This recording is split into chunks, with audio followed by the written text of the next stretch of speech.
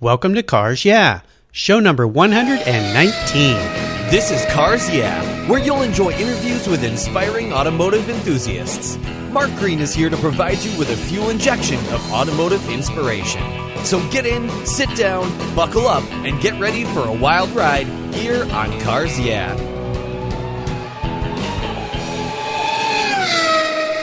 Have you turned your key and heard that dreaded tick, tick, tick, tick because of a dead battery? No worries. I've got the Naoko Genius Boost Jump Starter. This compact tool fits in your glove box and features rechargeable lithium battery technology that will start a dead battery in your car, boat, truck, or RV. It packs a whopping 12-volt, 400 amp starting power and can start up to 20 dead batteries on a single charge. Plus, it has built-in spark-proof technology with reverse polarity protection to safely jumpstart your vehicle. The compact, ergonomically designed clamps are solid copper for maximum conductivity, and there's a built-in ultra-bright dual LED flashlight with 7 modes, including an SOS emergency strobe. It's easily rechargeable with a USB outlet, and you can charge your smartphone or tablet while you're on the road. Works on any 12-volt lead-acid battery. The Genius Boost from Naoko is the ultimate emergency tool that's safe and easy to use. Quality design, state-of-the-art technology from Naoko, your battery care source since 1914. Get yours at geniuschargers.com.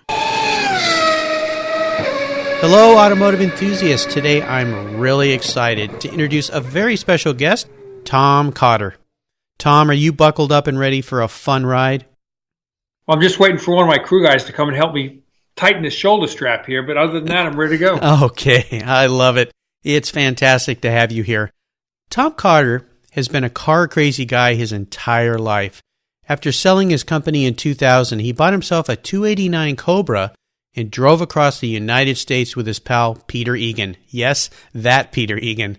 His car collection grew, and he wrote his first book, Homan-Moody, The Legendary Team, and then he wrote a series of 6 books on barn finds, including the Cobra in the barn, the Hemi, the Vincent, the Corvette, and the Harley in the barn. His latest book, 50 Shades of Rust, was just released. He's written biographies. He's been the contributing editor at Road and Track magazine for 12 years and writes for the New York Times. He's the former co-chairman of the Amelia Island Concours de Elegance, and he teaches public relations at Belmont Abbey College. And his latest build is a 32 Ford Hi Boy Roadster that he's dreamed about since he was 15 years old. So, Tom, I've told our listeners just a little bit about you. Would you take some time and share some more about your history, your business and career, your interests, and, of course, your passion for automobiles? Sure. I think I'm a living example of the old saying, do one thing and do one thing right. I only do one thing, and I only do cars. At a dinner party, I'm either the most boring guy or the most exciting guy, depending on who the audience is. But I don't fish and I don't hunt and I don't follow football, and I've never played golf. I'm a one-trick pony, and it's all I've ever done, and I love it. I love it. I love it. I'm 60 years old now, and I'm as excited about cars as when I was 14 years old. I just got back literally from the SEMA show in Las Vegas last night, and I was out there. My son works for Ford Motor Company. I'm walking around with my son looking at Deuce High Boys and stuff, and I felt like I was 14 again. And and it's funny. No matter what my age, the same things that excited me as a kid excite me now.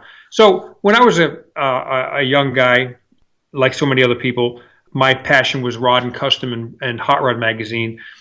It's funny because one of the columns in Rod and Custom that I was most intrigued with was called Vintage Tin.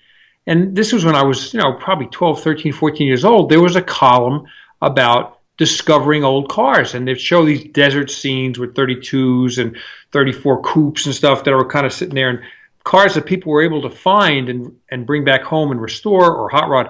And I never knew that Vintage Tin would be something that would one day be a part of my livelihood and my career in the making of these books, these barn find books. And I loved racing, and I said, well, I'd like to be a race driver, but that's probably not going to happen. I came from a family that didn't have a lot of money, didn't have a garage, didn't have any tools. So, well, maybe I can make my livelihood in the racing industry. when I got out of school, I opened a mechanic shop, and we specialized in Japanese auto repairs, and I used it as a stepping stone to race my Datsun 510 Oh, perfect. in road racing, which, interestingly, I still have that car, and I'm about to start restoring it to it was a road car / race car. I drive it to the track, race it, drive it home, and I'm about to restore it to that same condition. Cool. I started off as a mechanic, and then worked in an auto parts store, and then was a car salesman at a Ford dealership. But all the time, there was something on a professional level that I sought, more than getting my fingernails dirty. There was something I wanted to do on the professional end, and I found out there was this career called public relations. And PR was something that I didn't really know what it was, but it had to do with sales, and I was a good salesman, and it had to do with writing. And I loved reading, and I had just started to write. I was writing a racing column for races that I was doing at Bridgehampton and Lime Rock for the local sports car newsletter. And there was this career called PR, and it kind of sounded like, wow, maybe I could do well at that. So I kept pursuing it. One day, a guy who owned a PR agency in northern New Jersey called me up and said, I think I may have an opportunity for you. Somebody gave me a chance 30 years ago, and now I'm going to give you a chance. And so he offered me a job, and we just bought a house on Long Island, and yet this job was made available to me in northern New Jersey. So it was a tough commute for 2 years. Mm-hmm. It took me 2.5 hours each way, each day, when everything went right. If there was snow or an accident or something, it was even longer than that. But I couldn't say no to a job that I'd wanted for so long. So right. I did that, and after a couple of years there, I was offered a job at Charlotte Motor Speedway as the PR director. Worked under a guy named Humpy Wheeler for a number of years, and really, really learned the PR business at that point. And 4 years into that, I opened up an agency called Cotter Communications with one other person, and we had a folding card table we worked off. And from there, for the next 13 years, it grew to somewhere about 80 people, and we had all the best accounts in racing, and it was amazing. We were the largest racing agency in the world, and we became the acquisition targets for many, many large marketing, advertising, sports marketing companies. Nice. So I didn't plan on selling the business, but when somebody offered me this number they wrote down on a piece of paper, I said, oh my God, it's Cobra time. So sold that business in 2001 and bought a Cobra, drove it across the United States with Peter Egan, who had by that time become a good friend. We never put the top up on the car. We drove it from Walnut Creek, California to Davidson, North Carolina over the course of 9 days. No hurry, not one of these bonsai cannonball runs. We were able to go the speed and the direction we wanted to go in. Let's go north, let's go south. And I've always had a lot of cars, but at that point I really started to acquire cars that I've wanted for a long time. But I still own the 39 Ford Woody wagon I bought when I was 15. I still own the 53 Ford two-door wagon I bought when I was 18 for $85. So now I have a very eclectic collection of cars, mm-hmm. which include usually in categories old Fords, import cars, British cars especially, the Cobra, a couple of Morris Minors, an MGTD, a Mini Cooper, and I've had other really cool Le Mans Austin Healey's and things like that. My race car these days is a Corvette Stingray 1964 fuel-injected Corvette. Nice. And so there I am. I mean, when I sold the business, I had to stay on for a couple of years, and now that time is over. And for about the last 12 years, the handcuffs have been cut, and I write books and just have fun with life. And play with cars. Fantastic. What a wonderful story. And that's exactly all the reasons I wanted to have you as a guest here on Cars Yeah, because you really have lived that car guy life and continue to in your so-called retirement, although you're a very busy guy. As we continue on your journey, I always like to start talking with my guests, rather, about a success quote, a saying that's been instrumental in forming your life and your success, something that has meaning to you, and it's a great way to get the inspirational tires turning here on Cars Yeah. So, Tom, take the wheel.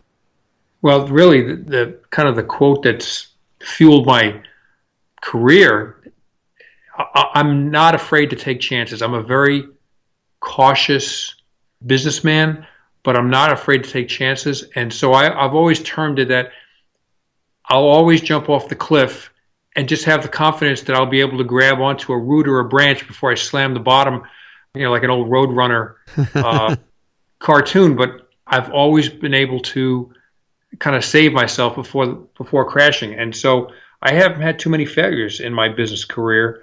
Or in my car career. I mean, just buying and selling cars. I mean, I've owned hundreds of cars, and I've probably only lost money on 2 or 3 of them. I don't buy them to make a profit. I buy them for fun, but if you can come out of that fun with be a little bit cash ahead, well, that's a good thing. So, yeah, I encourage people, if you in your heart believe it's the right thing to do, jump off the cliff. Yeah, go for it. Pedal to the metal. Would you share a story with me that instigated your passion for cars? Tell me about that pivotal moment as you remember it when you really knew you were a car guy. It was such a slow transition from from learning to walk to being a car guy. I don't know when it happened. I mean, I guess it was when, in grade school, when kids were, getting excited about joining baseball teams and soccer teams and football. I wasn't really that into it. And they, other kids were excited about, going to Woodstock and buying all these albums, Jimi Hendrix albums and stuff. And I just wasn't into that either. I was kind of the guy that stood out there by himself being interested in cars. And it's funny, now I see people I graduated high school with 40 years ago, and I'm still the guy who, is still passionate about the one thing that I was, that I loved when I was a kid. Yeah. And I guess it's funny, my wife and I used to go camping at Lime Rock Park, Connecticut every year for the IMSA Camel GT races back in the 70s and maybe early 80s. We'd camp out with a bunch of friends we'd made over the years, and, would sit there and watch the races, and then would play Frisbee and, when the races weren't going on, and drink maybe a little bit too much beer and whatever. And these guys were college students, and they went on to become doctors and lawyers and well-known professional people. And yet I was the guy in their mind that made it. I mean, I'm not a doctor and I'm not a lawyer, but I was the guy that got to make a profession out of the passion that they shared as well. So when you have people like that get PhDs and they look up at you, that's probably the moment I said, wow, maybe I did something right. I think so. That's fantastic. Tom, what I would love to do now is take a look at some of the roads you've driven down and crawl under the hood and maybe get our hands a little bit dirty. You talked about not really recalling any big failures in business because you had that attitude of just jump and make good decisions, but perhaps you could share with us a huge challenge or maybe something that felt like a failure at the time that you faced, but more importantly, how you overcame that situation and what you learned from it. Well, it probably would be when I left Charlotte Motor Speedway, where I had a pretty secure job, and to some people, that would be a destination career, being the director of public relations at the time, the best speedway in the country, if not the world. That's not a job that many people would leave on their own. Yet, I saw other opportunities on the horizon. So I left, and when I left, my boss, who's still a great friend, Humpy Wheeler, said, you're going to regret leaving, and, I'd be surprised if you made it a year in your own company.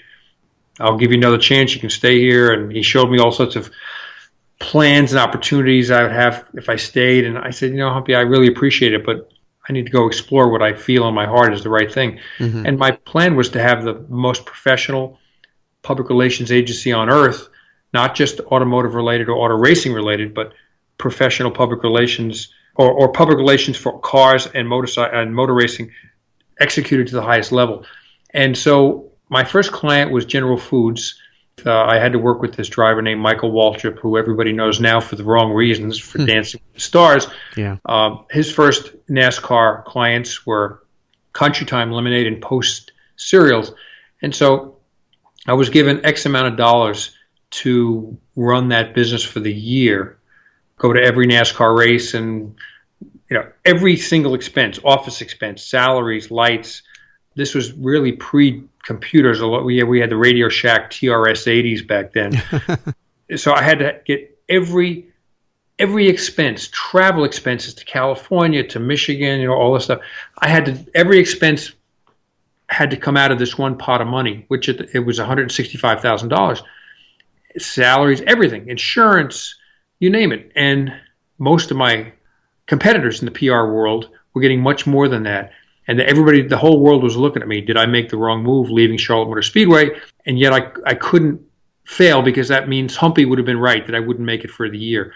So I took my Volkswagen GTI and drove it to all but 2 of the NASCAR races in 1989. Drove it to Pocono twice and Michigan twice. And I didn't drive it to California, but Daytona and Delaware, and I mean everywhere where all the competitors I was working kind of side by side in the media center, they were flying to all these races. So when the race was over on Sunday in Michigan, I had to drive home all night and start preparing for the next one. I decided if I finished the year, 1989, with $1 remaining in my bank account, that I would have proved Humpy wrong and I would have been a success. And I think I wound up with about $1,200 left at the end of the year. Nice. And I split it up among my staff, and we had a party, and that began the first of 13 years of incredible growth. Nice. And all the people that were flying to races and treating themselves to big fancy steak dinners, they're still doing the same job now, and I've moved beyond that 3 times. Yeah, that's awesome. Wonderful story. Let's shift gears here and go to the other end of the spectrum and have you share a story when you had a real aha moment in your career, a time when you realized that, this idea is really going to make it. And tell me the steps you took to turn that aha moment into a success. Well, boy, I think my whole life is full of aha moments. I have about one a day, I think. I'm a serial entrepreneur, and so starting businesses, running businesses, I don't care for, but starting them, I love starting them because I come up with the idea and then I hire the right people to run them. Mm-hmm. I guess opening my agency was one. When I worked at the Speedway, Humpy sat me down and said, "Okay, what do you want to be doing in 5 years?" The old boss, wants to hear that I want your job, sir. Sure. And I said, well, in 5 years, I want to own the best PR agency in motorsports. And like his eyes opened up like, whoa, you want to leave here? I said, well, yeah. And because I saw opportunities out there that the business was being handled very sloppily. And I thought, wow, I think I can bring some order and high quality to the whole world of motorsport public relations and marketing. So I think that was an aha moment when I had to tell my boss that one of these days, pretty soon, I'm going to leave. And I guess it was within a year, I did leave and never looked back. An aha moment, I don't know if it's all about careers. How about cars? I've had a passion my whole life. Well, not my whole life. I've had a passion for the Cunningham brand, Cunningham automobiles built by Briggs Cunningham since, probably the late 70s, early 80s. That, I just became aware of this man who wanted to race at Le Mans, win with American cars. And to do that, he had to build his own street cars to homologate his race cars. And I just fell in love with this story and started to collect books and artwork and memorabilia, everything I could find out about Briggs Cunningham. And so one day, this is about 7 years ago, one day I'm at giving a talk about barn finds to the Sports Car Club of America, Carolina region, annual awards banquet. And they wanted to have a guest speaker before they gave away their trophies for H production and F production and all that stuff. So I was the speaker. And I go up and talk about barn finds. And I had my little slideshow presentation. I went to sit back down in my chair and eat my rubber chicken. And the guy next to me said, "What would be your ultimate barn find?" And I said, well, my whole life it had been a Cobra. But I have one of those. So I guess, it sounds crazy, but it would be a Cunningham. I said, but it's crazy because there's only 25 of those in the world and, rich guys own those cars. And he said, I know where there's a Cunningham. Oh, my gosh. And I'm in Spartanburg, South Carolina. I said, where is it? He says, in Greenville, one town over. He said, a friend of mine's got it. And I'm thinking to myself, okay, it's probably got a Corvette engine with a fiberglass body and some weird-looking kit car. Yeah. He said, I'll bring you there next week. And son of a gun, he brought me there a week later, and it was an honest to God Cunningham's. Wow, man. Oh my I got to gosh. own this car. So I met the owner, and unfortunately, it was not for sale. But he let me, anytime you want to come and look at it, talk about it, whatever, feel free. And I just started to put the slow sell on this guy. Mm-hmm. It took several years, but now sitting in my garage is the second Cunningham ever made. Wow. And you're like, wow, how can a guy who wanted something that badly stumble across it? What if I wanted a GTO Ferrari? I mean, would I have stumbled across that? Yeah. Wow. And, I've become friends with the Cunningham family. I have all sorts of incredible memorabilia now. Photographs of my car, brand new, winning the Watkins Glen Concours d'Elegance in '52. I've got Briggs Cunningham's fur coat that he got when he went to Yale to watch football games in 1926. Oh my gosh. So, Cunninghams are just, that's my aha moment. When I found that car in the garage, it was, oh my goodness, how did I become so lucky? Wow. Wonderful story. Got goosebumps listening to that one. That is fantastic. How about proudest moments in your business career, your life? Is there one that really stands out? I'm sure you've had many, but one that really has some meaning to you? Well, yeah, in fact, very, very recently, like 2 days ago, I'll tell you about this. My wife and I have one son, one child. His name is Brian. And when he was a little kid, I'd travel all the time.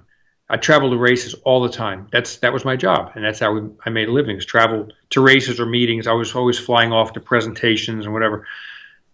And so he went to a little school nearby, and one day the assignment was that he had to dress up the next day in the career that he hoped to one day be employed in. And most kids came dressed as firemen or doctors or policemen. They wore little uniforms, whatever. Mm-hmm. And my son Brian dressed in khakis, a blue blazer, a button-down shirt with a tie, with a briefcase, and he was a PR guy.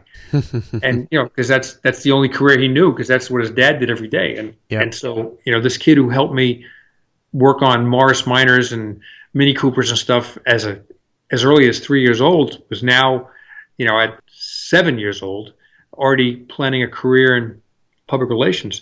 And so let's fast forward to this week, and I flew out to Las Vegas to spend the week with my son, who works for Ford Motor Company in the public relations department, where he has managed the 2015 Mustang introduction, and he was supervising the Mustang display at the SEMA show, wearing khakis, a blue blazer, a button-down shirt, and a tie.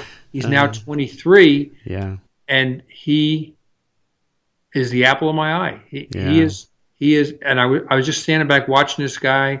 He's on the cell phone. Jay Leno's supposed to be here. Where is he? Where's Richard Petty? I was like, this is exactly what I was doing 20 years ago myself, and now the next generation's doing it. Oh, wonderful story. I'm sitting here just a little tear in my eye because my son, who's going to be 21 this month, did the exact same thing in his elementary school, where he dressed up in the exact same outfit and did a marketing presentation, because I was involved in marketing most of my life. And isn't it fun when those things come back around? He's still in college, Blake is, but he's studying industrial design back at RISD, but who knows where he'll end up. But yeah, wonderful story. Thank you for sharing that very personal story. Fantastic. I'm so happy for you and your son. That is super.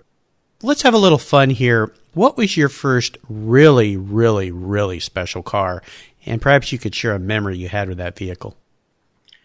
Well, I think my first real special car is a car that is still in my garage. I was 15 years old and walking with my friend.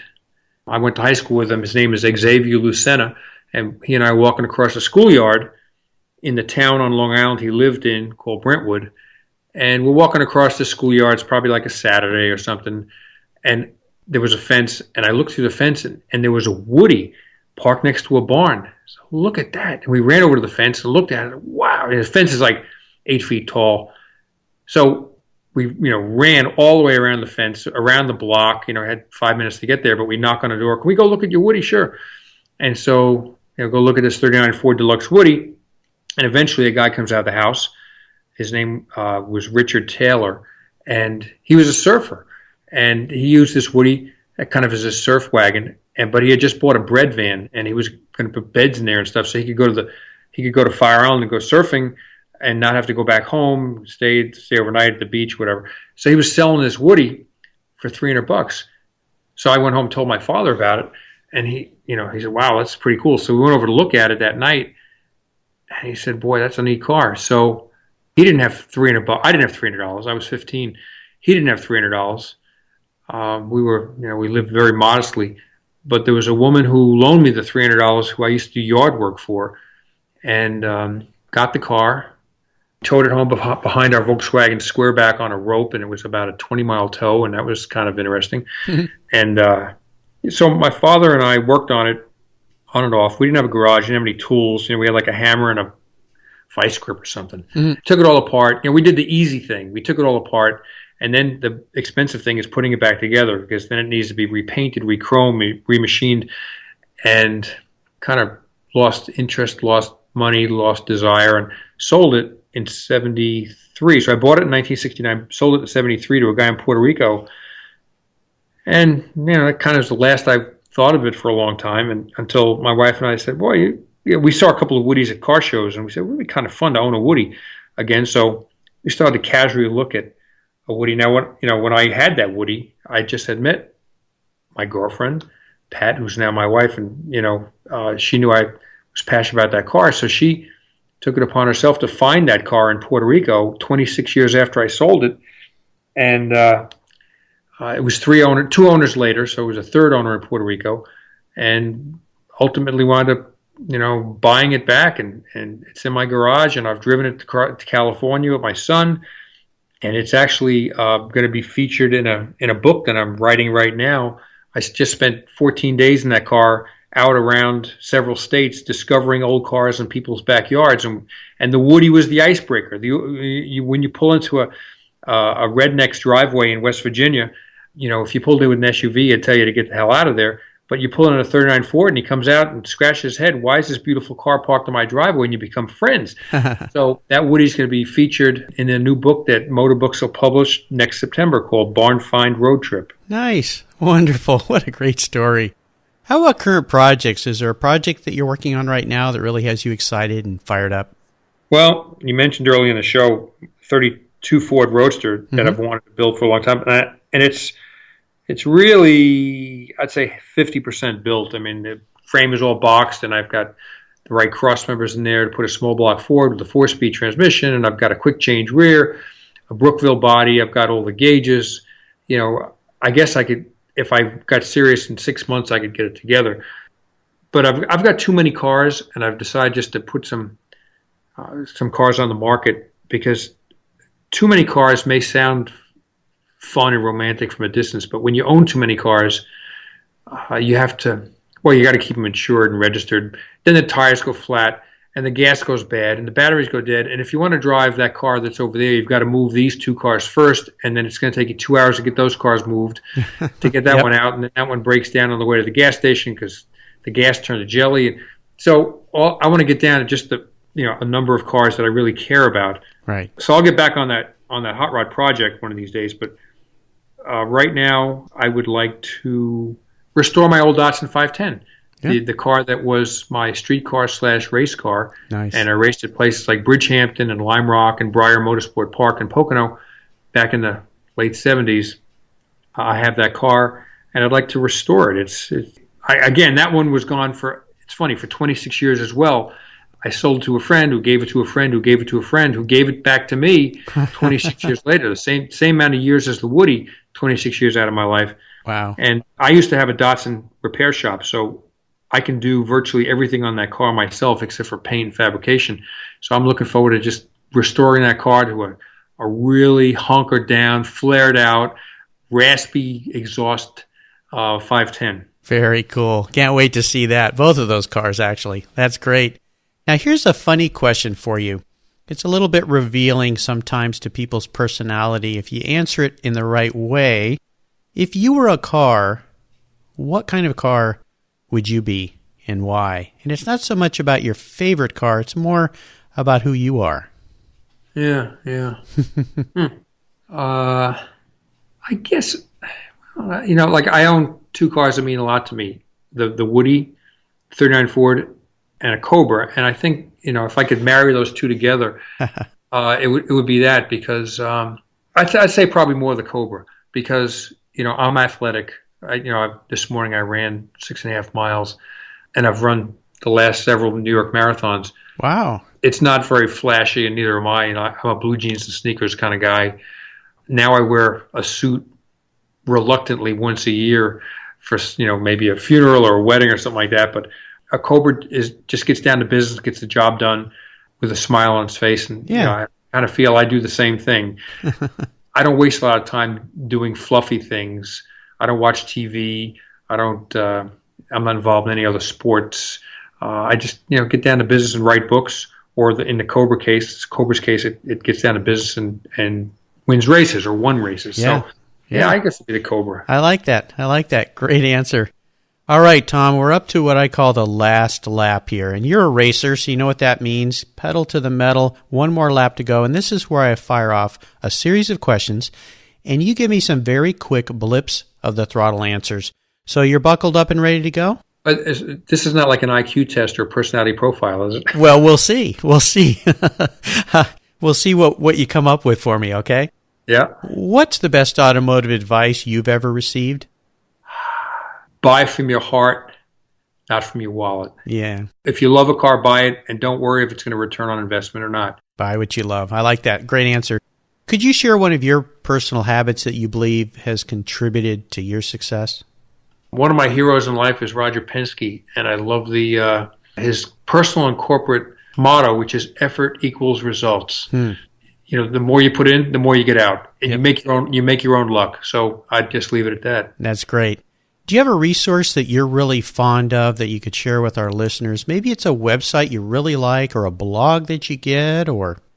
Oh, you know what? It would be National Public Radio. If I have an inspiration, I'm an NPR junkie. Okay. And whenever I'm in a car or doing something else, that's always my white noise in the background. There you go. Perfect. Well, you talked about books, and other than the many books that you've written, and you've read many books, is there one perhaps you can share with our listeners that you're really fond of, if you just had to pick one?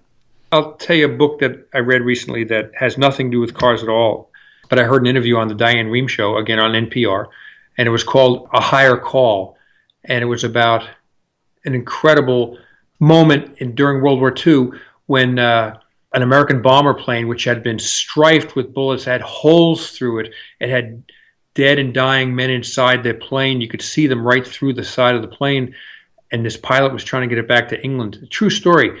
And a German fighter pilot came along and said, I could take this guy out easily. And he flew next to it. And he said to himself, how is that thing even flying? It's got holes in the wings. It's got holes in the fuselage. I can look at people. And he decided there's no honor in taking down an undefendable enemy. So he guided this American bomber across the English Channel through Nazi zones to safety. Wow. They didn't talk to each other. They just used sign language and whatever. And 40 years later, those two pilots met each other. Oh, my gosh. Wow. So, sometimes it's good just to get out of the automotive world a little bit to see that there's another world out there. I'll remind our listeners that you can find these wonderful resources at carsyeah.com/Tom Cotter, or Up to the Checkered Flag. And this last question can be a real doozy, especially for a guy like you that has lots of cars and has loved lots of cars. If you could only have one collector car in your garage, and it's not something you can sell to buy a bunch of other cars with, you're going to have to keep it. But money's no object. I'm going to buy you whatever you'd like today. What would that one vehicle be and why? It would be my Cobra. Your Cobra. You have it. I have to tell you this. When I was in 5th grade, the Cobra was being manufactured, and I was 10. And a friend of mine went to the Five and Dime store and bought a book cover for me. He and his mother went to buy book covers, and he bought a book cover for me which has sports cars of the world. And it was Healey's and Lotuses and Jaguars, and there was this car called the Cobra. And I looked at it, I've never seen it before, and there was something so muscular and right about the look. And so I decided that that's the car I had to have. And when I was able to actually go hunting for a Cobra, because the moon and the stars aligned in just the right way financially for me, it had to be a car that resembled that book cover when I was 10. and it had painted wire wheels. It had no hood scoop, no side pipes, no roll bar, just a plain Jane 289 Cobra. And, that's the car I've wanted since I'm 10, and I have it now, and there's nothing else. If I had to get rid of everything else in my life, I'd keep that car. Nice. Well, you're a fortunate guy. That's fantastic. Well, Tom, you've been great today, and you've taken me on a great ride. I've really enjoyed it, and I want to thank you for sharing your journey with me and the Cars Yeah listeners. Is there one parting piece of guidance you'd offer us before you drive off into the sunset in that Cobra? I would say, the old deal, effort equals results. If it's good enough for Roger Penske, it's good for everybody listening to this program. Fantastic. And you're not the first guest here at Cars Yeah to share that quote by Roger. Great words to follow your life by. Listeners, again, you can find everything we've shared here today at carsyeah.com/Tom Cotter. And what's the best way for people to learn more about you and your books and what you're doing? Well, I don't have my own website, but they can just Google my name, I suppose, and they'll either get a comedian from Phoenix named Tom Cotter, or they'll get me.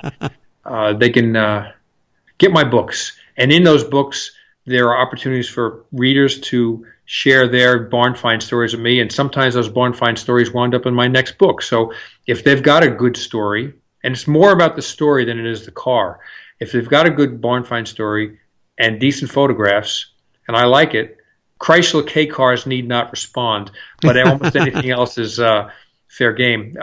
My email address is my book, so I'm not going to give you my email address now because I want people to go out and buy the book. Okay. Well, I'll make sure that I list those up on the Cars Yeah website on your show notes page. Tom, I want to thank you for being so generous with your time today and your expertise. It's been really fun learning more about your life and catching up with you, and I really appreciate you sharing the morning here with me. Until we talk again, I'll see you down the road. All right. It's been a blast. Thank you. You're welcome. Thank you so much for joining us on today's ride here at Cars Yeah. Drive on over to carsyeah.com to find show notes and inspiring automotive fun. Download your free copy of Filler Up, a fun book filled with gorgeous photographs of fuel filler fun, including quotes from more inspiring automotive enthusiasts. Download your copy today, and we'll see you next time on Cars Yeah.